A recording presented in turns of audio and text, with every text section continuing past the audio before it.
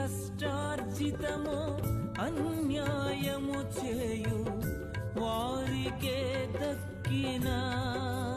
Praise lord. దేవుని నామానికి వందనాలు. మీ అందరికీ వందనాలు.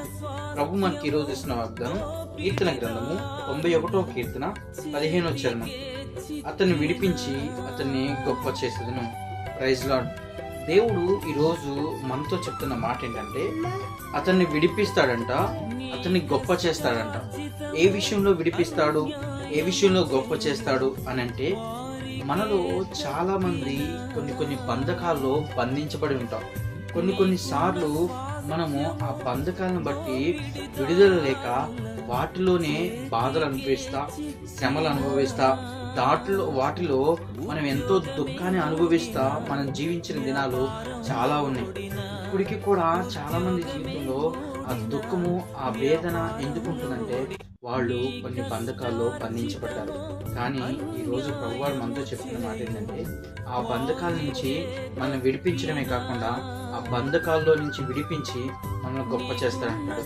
గొప్ప చేసే దేవుణ్ణి మనము ఆరాధిస్తున్నాం కాబట్టి ఆ దేవుణ్ణి వాగ్దానం చేత పట్టుకుని అడిగినట్లయితే దేవుడు ఖచ్చితంగా మన జీవితంలో గొప్ప కార్యం చేయను గాక. ఆమె ప్రార్థన చేస్తాము.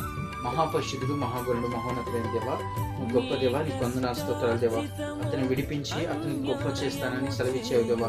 అయ్యా, మాకున్న బంధకాలు ఏదైతే ఉన్నాయో ప్రభా, అయ్యా మాలో ఏదైతే బంధకాలు బంధించబడి ఉన్నామో ప్రభా, వాటిలన్నిటి నుంచి విడిపించి ప్రభా మీరు గొప్ప చేసే దేవుడు దేవా.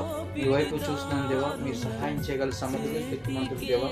ఎవరైతే ప్రభా బంధించబడి ప్రభా బాధలోను వేదనలోను చిక్కుకొని ఉన్నారో ప్రభా, వాటిలన్నింటి నుంచి విడుదల కలిగి ప్రభా సంపూర్ణమైన ఆరోగ్యాన్ని, శక్తిని, బలాన్ని, కృపని అయ్యా నీలో మహిమైశ్వర్యాన్ని పొందుకోవడానికి సహాయం చేయమని సమస్త ఘనత, మహిమ, ప్రభావాలు నిర్మాతలు పొందుకొని వేసుకుంటున్నామని పెడుతున్నాను తండ్రి. ఆమేన్.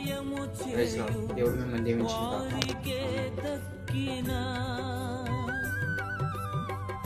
నీకున్న స్వాస్థ్యము